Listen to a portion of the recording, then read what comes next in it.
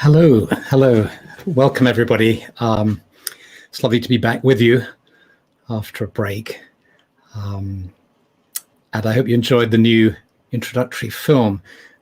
Big thank you to Dean White for the film that I've been using for some months. And now Matthew Knisley has made this new film, which is just lovely. And so big thank you to Matthew. And the images that you see in the film that Matthew's made are from the Chauvet Cave in France, which is, and the artwork there is around 30,000 years old. And there's a fantastic film by Werner Herzog called The Cave of Forgotten Dreams. And if you haven't seen that, do have a look at it. I've seen that it's actually up on YouTube, the whole full film. It was originally made in 3D. We saw it in 3D in Brighton. It's fantastic. Well worth watching. And then the other bit of cave paintings come from Argentina, from Cueva de las Manos, Cave of the Hands, in Rio Pinturas, in the Patagonian region of Argentina. And that's around 9,500 to 13,000 years old. And I particularly wanted to have these two pieces of cave art represented because in our meetings together, we include people from all over the world. And I know we have a contingent of viewers from Argentina. And so welcome to you. And, in your present political and ecological struggles for preserving the Amazon and the rights of indigenous communities, this is in honor of you all. So it feels good to have that there. It's lovely to see everybody saying hello. That's great. Yes. Yes, lovely. Hello, everybody from Portugal and Minnesota and Solihull and Argentina here. Sandra Simeone. Hello, Sandra. Yeah, hi. Great to see you. And then the music for that film was by Charlie Roscoe, who's done a beautiful album called Druid Circle, which you can find on Spotify. And it's also the music that we use in a meditation album that I did called Sacred Nature, in particular a track called Clothed with Flowers. So thank you to Charlie and for the music and Matthew for the video. And so the last tea I did was about 6 weeks ago, and I just really needed that break. And in the lovely way that synchronicity works, just on the day I decided to take a break, I got an email from an old friend, Frank McEwen, who some of you may know from his books, The Mist-Filled Path and The Spiral of Belonging and Memory. And I hadn't heard from him for years. And he told me his story about how he'd decided to follow the path of the hermit poet. He checked out of the online world and the world of giving workshops and so on, and has spent a long time away from that. But now he's back, and he's back in the Druid community and back in other communities too, I believe. And so it's great that Frank made contact. And I saw that he'd published some poetry, and I ordered his books of poetry. I think he's got another one coming out soon, the Temple of Warm Harmony. And his name has changed a little bit, Frank LaRue Owen now, and The School of Soft Attention. And these poems fed me during my time off. I was so full of Zooms and information and data and theories and thoughts that I needed to do some shedding.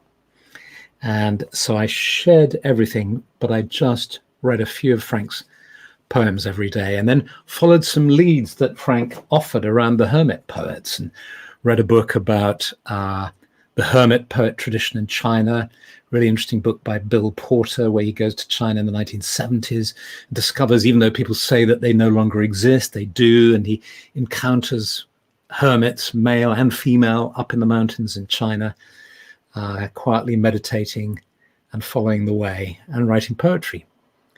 And of course, the wonderful Zen poets, Basho and Ryokan as well. And I started reading So of course I didn't stop reading really. But different stuff. Matsuo Basho, The Narrow Road to the Deep North. Fantastic, very early travel book in Japan, walking in Japan with poetry. And Steph and I, we went to the Preseli Hills in Wales. We had a lovely break with friends there and saw where the stones came from for the blue stones in Stonehenge, and connected with the trees there and the sea, and saw Dylan Thomas's boathouse down in Larne, where he wrote a lot of his poetry. So poetry has been, I think, the theme that's nourished me in this time off. And of course, poetry, whether we're talking about the early Celtic nature poetry, the poetry of the bards, the poetry of the Chinese hermits, nature is a strong theme. And there's something about poetry and nature that the two feed different parts of the self, perhaps, but they nourish the soul in different ways, both of them. So nature plus poetry equals peace. That's my new formula. And I've been looking a lot at psychology and working a lot in psychology in the last year. And I came across this quote from good old Sigmund Freud saying, "Everywhere I go, I find a poet has been here before me." There's a wonderful sort of image of this Viennese psychoanalyst trudging through the world of ideas, trying to find something original. And every time he reaches some peak or some hidden valley, he finds a poet has got there first. So let me know how you've been. Have any of you had time off too? I've noticed that coincidentally, a number of people that I've known have kind of had enough of the internet and social media and took time off as well. And there's perhaps a sense up here in the Northern Hemisphere of wanting to make the most of summer before it leaves us. Do say how you're feeling. I'd love to hear. But I'll keep. Pat, I'll put a note of Frank's books and his website and the poetry books and so on up. I really recommend them. And Christopher's saying it's good to hit the reset button. Poetry connects us to nature and the ancestors. Retreat to poetry. Exactly, Chris. Yeah, Christopher. And so I thought let's get back to basics. So there's tea with a druid. Well, it just struck me about an hour ago that really we should call these sessions tea with druids, because many of us are druids here. And what exactly is a druid anyway? There are two kinds of words, connotative and denotative. I say denotative. I've never heard anybody use this word, so maybe it's denotative. I don't know. But it derives from to denote or connotation. So when you're in the dentist, you want the dentist to use denotative words, specific words. Pass me the drill number 5. Very specific words that mean nothing but the object it's referring to. When you listen to a poet, you're more interested in connotative words, words that open up. Instead of closing down to focus on a narrow point, they open up, they connote, they have connotations, they suggest perhaps a whole range of things. And perhaps the whole of nature is connotative. We like to think of specific names for specific flowers and specific species, but that's the scientist in us. That's the left brain working.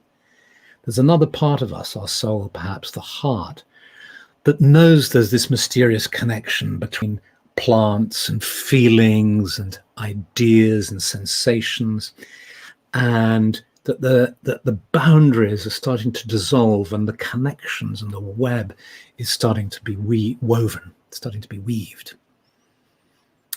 And so druid is a connotative word. It's said to derive either from the word for the oak tree and knowledge or wisdom, dru, having various roots in terms for the oak, and id, linking us back to the words for witness and wisdom. So, but also there's another etymology that suggests it means a steadfast seer. So, but both of these etymologies are connotative, and I prefer the oak sage, because oak also means a tree, it means the wild, it means the woods, it means the forest. So a druid is really a forest sage, a knower of the woods. But a sage is connotative as a term as well, and a sage is someone who is not only wise but also loving, who is in love with nature and in love with the world. So I think we can even say the druid is a lover of trees, someone in love with the wild. And I reckon most of us here, if not all of us, are lovers of the wild, lovers of the woods, lovers of trees. So although I'm attached simply because of the familiarity of the term tea with a druid, I'd like to change it to tea with druids. So we're all here, and other druids can also participate in these teas, perhaps presenting them if I'm not around or whatever. So we've got druid, tea with druids. If a friend was to say to you, let's have tea with some druids, you would perhaps imagine that you're going to go on a journey to sit in the woods with some friends who are lovers of trees. Tea with druids. Let's have tea with druids. And now tea is interesting, and that kind of connects these Chinese and Japanese poets with the bards of old in the Celtic lands and in the islands here, because tea is a sacred drink there, and there's the famous tea ceremony, of course. But there's also tea is positively a religious kind of act in the British Isles and Ireland as well. And it says something about slowing down, about sharing, being together, sharing a drink together. And then the slight lift that tea brings suggests the idea of awakening too. So I think it's an appropriate term to use. And just down the road from where I live is a town called Hove on the edge of Brighton, and there is this famous discovery that was made in an ancient round barrow in 1856. I'm reading now from somebody's blog post where they talk about it. Workers were removing a burial mound to create the new housing development of Palmyra Avenue, which some of you may know. And they struck a solid oak coffin containing one of the most important prehistoric ceremonial cups ever found in the UK. It was carved from a solid block of Baltic amber 3,250 years ago. It clearly belonged to a tribal chief or someone of great importance, a chieftainess perhaps. Sadly, says our blog writer, it now seems rather forgotten locally. She writes, at the end of 2016, I sat around a winter fire circle in Stanmer Park, nestling in the South Downs under a cold, clear, moonless night. I was telling the tale of the amber cup, this magical chalice that no one had heard of, yet right on their doorstep. This was the first event run by School of the Wild that I had attended, and marked a big step out of the dark underworld where I'd been stuck battling demons of anxiety, dread, and exhaustion. I set myself the goal to view the amber cup in Hove Museum. Finally, I went to visit it a year to the day I'd told its story around the fire, but the cup eludes me still. Recently moved to Brighton Museum, it has yet to go on display there. Well, I've seen it in Brighton Museum, but that was a while ago, and I think it's one of they have a lot of exhibits, and they periodically show it in a glass case and then take it away and then put it out again. Meanwhile, she says, I shall make do with the outsized golden replica that now forms part of a mobile sculpture on Hove seafront at the end of my street. I'll give you the link to this blog in my blog post on it. Now, the interesting thing about it, I heard about this some time ago, and I thought, oh, how wonderful, a cup, a chalice in solid amber. This is like a grail. I must go and see this grail cup. I was inspired as our blog writer was. And I went there and I was lucky enough to see it. And slightly to my disappointment, I saw this huge cup and it looked like this. It looked like a teacup. It had a handle like that. It was quite extraordinary, very practical and somehow prosaic. But now all these thoughts about tea ceremonies, the sacredness of tea in the British Isles and Ireland and in China and Japan, if they do tea ceremonies in Japan, I don't know.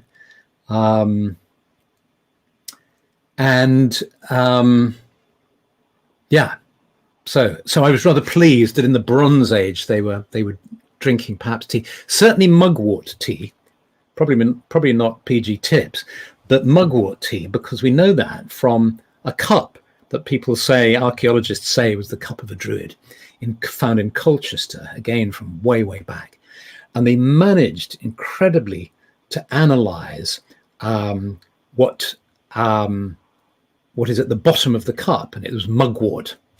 And as you may know, mugwort is a herb that is supposed to generate second sight and clairvoyance and so on. And yes, maybe they were divining from tea leaves too, Ruth. Yes. So what I'd like to do is, with all this talk of mountain hermits and retreats and tea ceremonies, I'd like us all to become aware of being at Tea with Druids together. And I'm going to read you a poem of Frank LaRue Owens. And as I read the poem, you might like to slip into meditation, and then let's be Druids. Let's go and sit under a beautiful tree in the sacred grove and just meditate together. And I'll speak about that when we get to it. So this is from the Temple of Warm Harmony, and this is called Nest of Bones. Your entire life is locked inside your sleep. A quote from The Changing Room by Zhai Yongming, 1955 onwards. I remember now. This heart-mind river has picked up the cobalt blue thread again.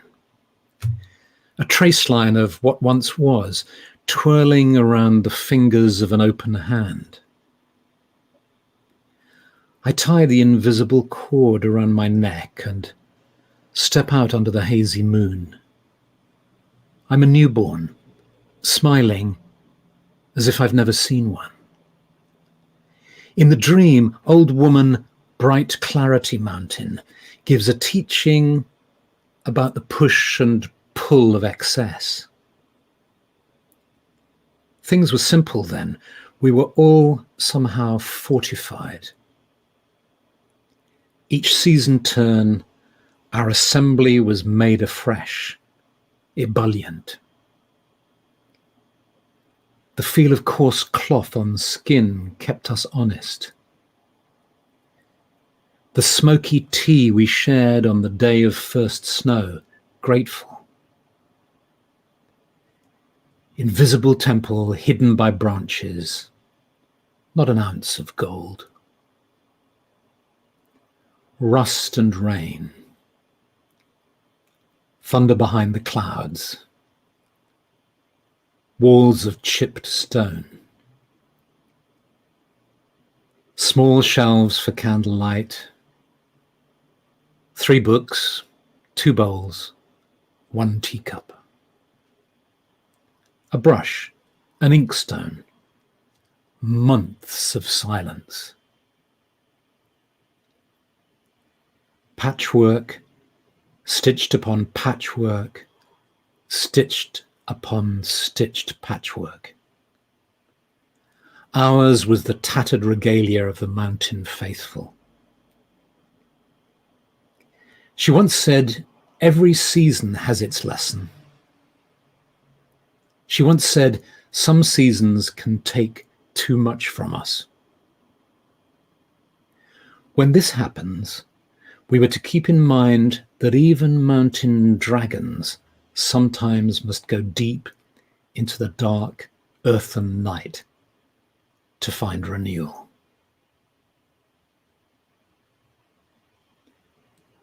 Later, after waking, I went through boxes of old notes and memories, looking for some lost quote I hadn't memorized. I wept. A penned note from a grandfather's hand. Pictures of a grandmother on her last day here. A book of recipes written out one by one by a former lover. How is it that we can all come and go and never really ever know the other? The sweet fragrance of rain-dampened earth flows through the screen. Heart-mind leaps.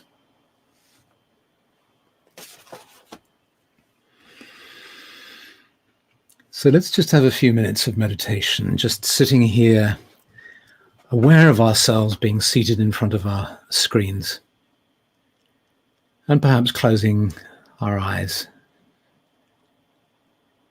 to make it easier just to let go, to gradually let go of the awareness of being seated in front of the screen, to become aware instead of entering the sacred grove, the clearing in the forest, beloved of druids, of forest lovers, coming into the clearing, pausing at the hush and the beauty of this place, and then being drawn to a tree that calls to us. And just allowing ourselves just to come to that tree, acknowledging it, sensing its presence, its power. And then if it feels right, and if it's okay, and if you want to, sitting beneath the tree.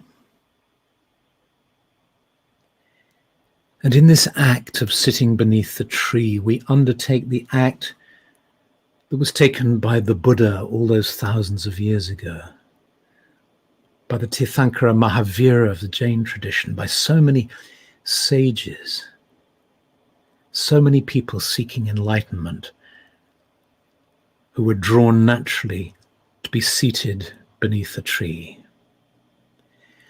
And seated beside or beneath or against a tree now, just allow yourself to become aware, first of all, of the earth beneath you. And as you breathe in deeply, and as you breathe out, you allow all your tensions just to flow into the earth. Breathing out into the earth, and then as you breathe in, breathing in the energy of the earth, the sweet smell of the earth. Just without straining, without trying hard, just allowing a flow of energy to flow up into your being.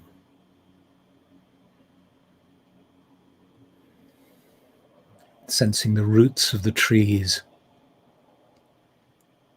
and of this tree deep in the earth beneath you. And all the life in the earth, connected. All the creatures, the soil, the rocks, the moisture.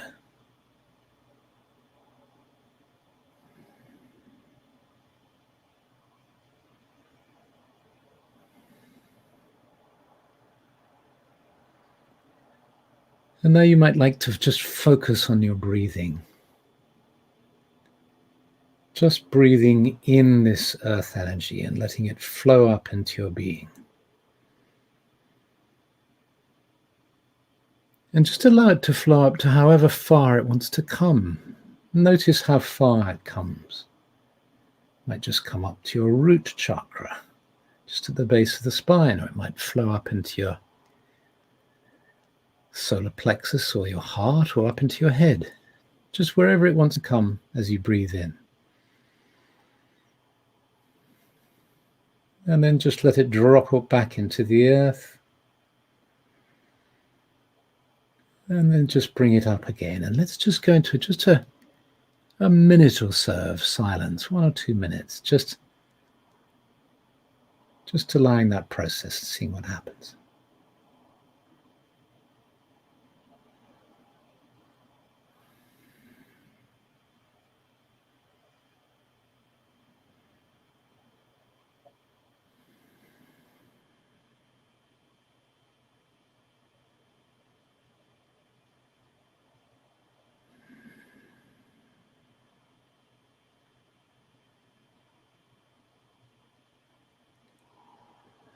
And knowing that however high the energy comes, it's just right for you and feeding your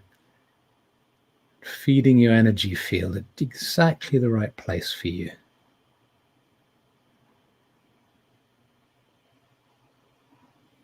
And just allow that energy to permeate at that particular point.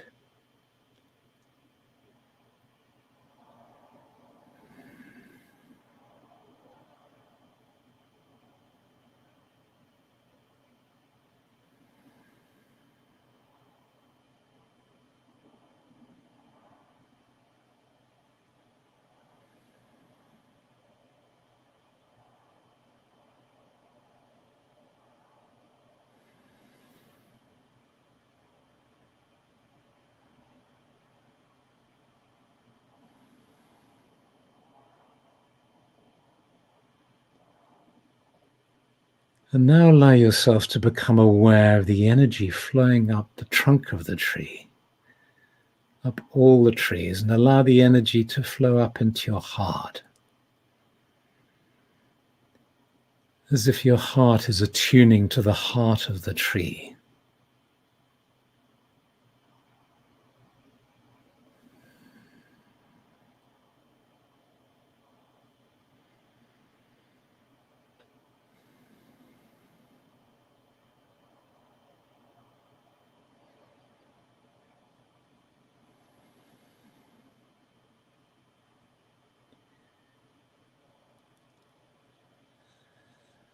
And now up to the crown.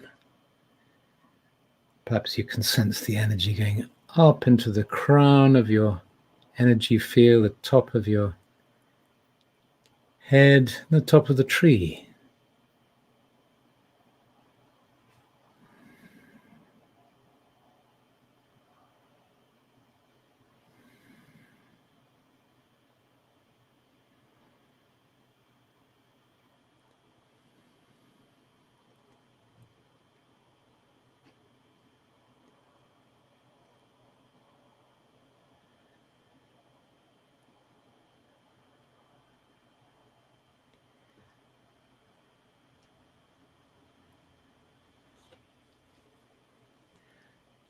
And feeling now, becoming aware now of your whole energy field. You might like to sense yourself turning around and placing your hands fondly on the trunk of the tree. Sensing how you are indeed separate from the tree, being aware of your energy field, your head, your neck and shoulders, your torso, your hips, your awareness traveling down your legs, the soles of your feet, your arms either around the tree, hugging it, or holding the tree, sending your love to the tree. A blessing on this dear tree, a blessing on my sister, on my brother, this tree. And then moving your hands away from the tree now and moving them towards your heart.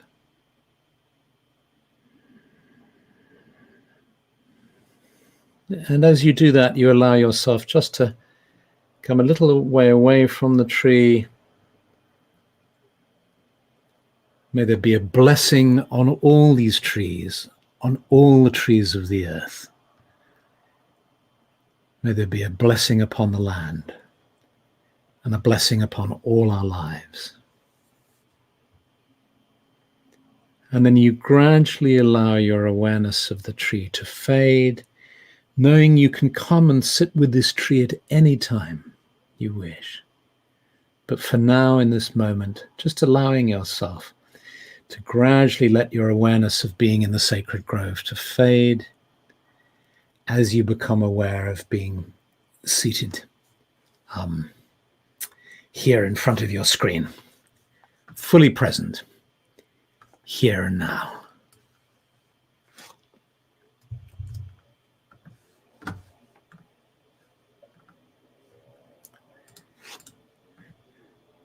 So I'm going to post in, I'll do this on my blog as well, but I'll post in that link about the amber carp. It's in Brighton Museum. Maybe it's in Brighton Museum now. And the book that I read, the poem I read, was from The Temple of Warm Harmony by Frank LaRue Owen. And I'll give links and so on in my blog post. So many, many blessings to you. I look forward to seeing you again next week. And I want to spend the whole evening sitting with you in a clearing in the woods, just sharing tea and stories and poems and peace. So on that note, I'll say goodbye. Much, much love, many blessings, and see you again next week. Bye.